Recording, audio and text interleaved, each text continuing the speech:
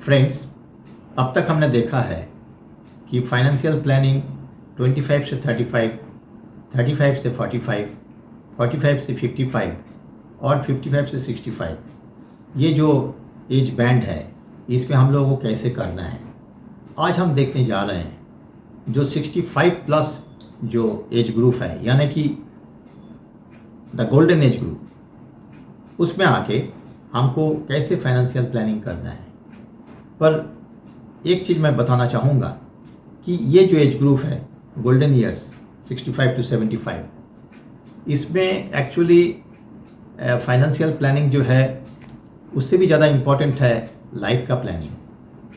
क्योंकि इस एज में आके क्या होता है कि आदमी तो अपना काम से फ्री हो जाता है, उनके बच्चे भी सेटल्ड हो जाते हैं, तो उनका भी जो जिम्मेदारी है उससे भी वो फ्री हो जाते हैं।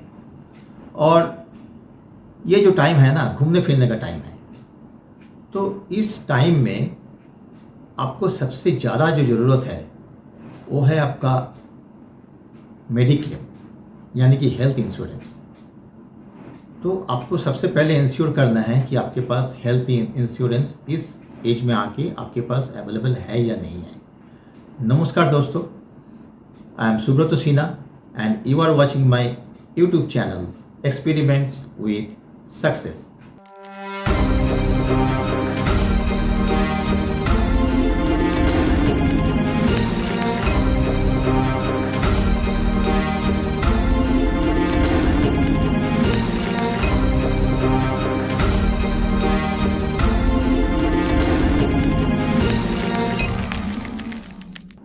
फ्रेंड्स,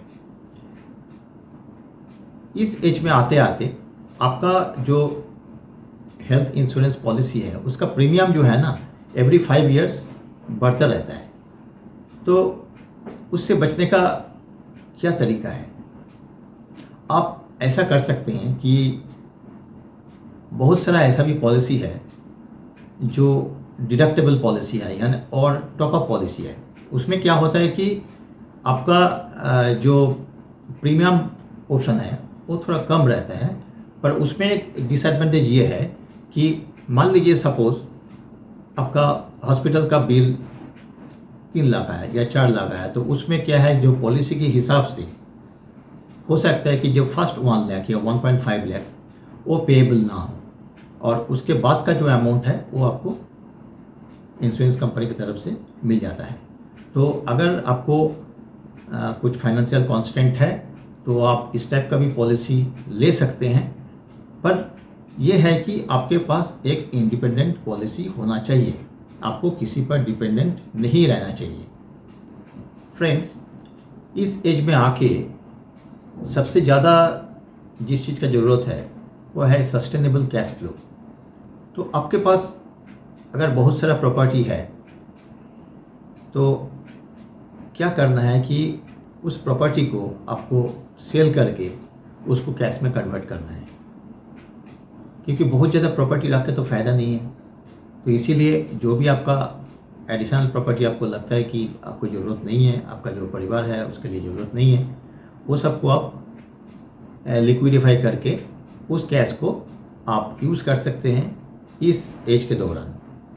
और इसमें एक चीज़ और मैं बोलना चाहूँगा कि आपके पास जो भी इन्वेस्टमेंट है वो सबका एक सिंप्लीफिकेशन होना बहुत ज़रूरी है। मान लीजिए आपके पास बहुत सारा बैंक्स में आपका अकाउंट पड़ा हुआ है या बहुत सारा म्यूचुअल फंड है, बहुत सारे शेयर्स है, तो वो सबको सिंप्लीफाई करके ना आपको उसको थोड़ा सा छोटा करके लाना है ताकि आपको ऑपरेट करने में ईजी रहे।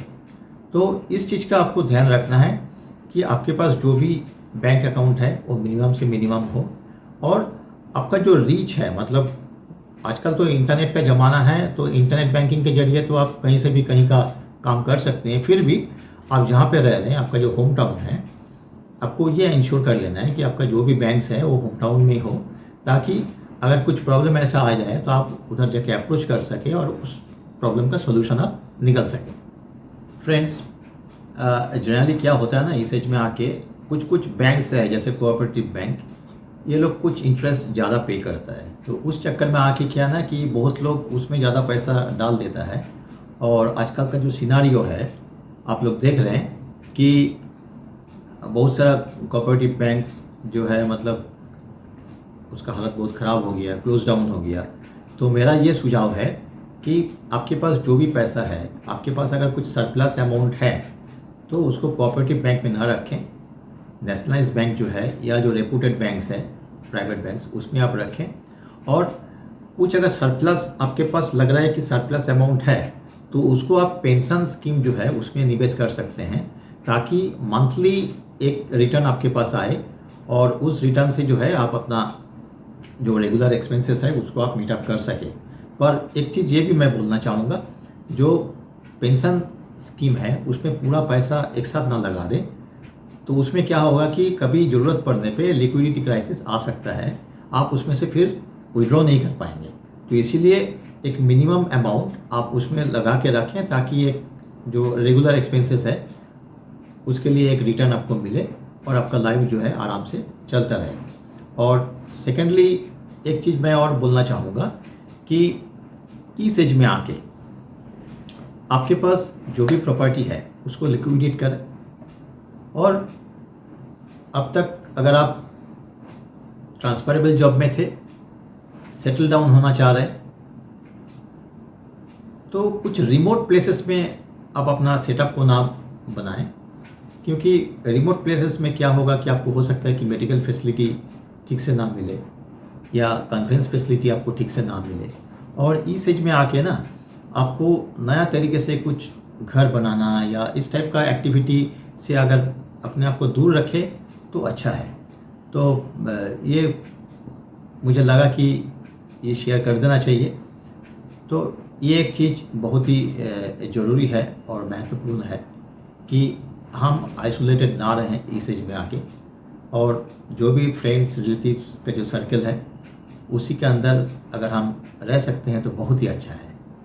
और इस एज में आके आपको विल ज़रूर कर देना चाहिए कि आपके पास जो भी प्रॉपर्टीज़ है, मूवेबल या इमूवेबल, उसका एक विल हो जाना ज़रूरी है। और आपका जो भी बैंक अकाउंट है या इन्वेस्टमेंट है वो सबको इंश्योर कर लीजिए कि सब में जॉइंटली है या नहीं, क्योंकि जॉइंटली होना बहुत ज़रूरी है।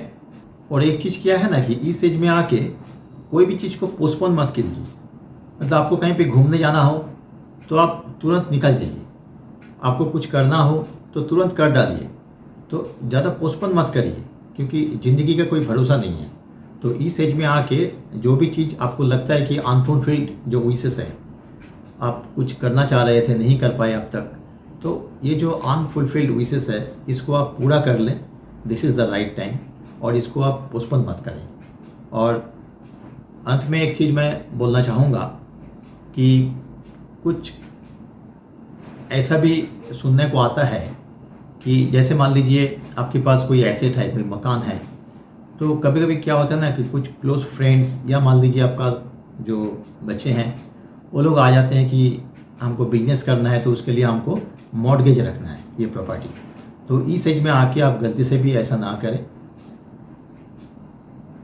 सिचुएशन कैसा भी हो, आपका प्रॉपर्टी, आपको शांति से जितना दिन रहना है उसमें आप रहिए। और उसके दौरान ये जो आपका एज ग्रुप है 65+, इसमें आके प्रॉपर्टी को मॉर्गेज रखना या किसी बिजनेस के लिए उसके अगेंस्ट में लोन लेना, ये सब एक्टिविटी से दूर रहे तो आपका लाइफ बहुत ही स्मूथ रहेगा और बहुत ही अच्छा रहेगा। तो फ्रेंड्स, आई होप ये वीडियो आप सबको पसंद आया होगा। तो आप इस वीडियो को ज़रूर लाइक करें, शेयर करें, और जो आज पहली बार मेरा ये चैनल देख रहे हैं उनसे रिक्वेस्ट है कि वो मेरा चैनल को सब्सक्राइब करें और बेल आइकन को प्रेस करके ऑल ऑप्शन को सिलेक्ट करें, ताकि जब भी मेरा नया वीडियो अपलोड हो सबसे पहले आपके पास पहुंचे उसका इंटीमेशन, और आप इस वीडियो को देख के फ़ायदा ले सकें और औरों को भी इसका फ़ायदा आप दे सकें। Thank you friends, thank you very much.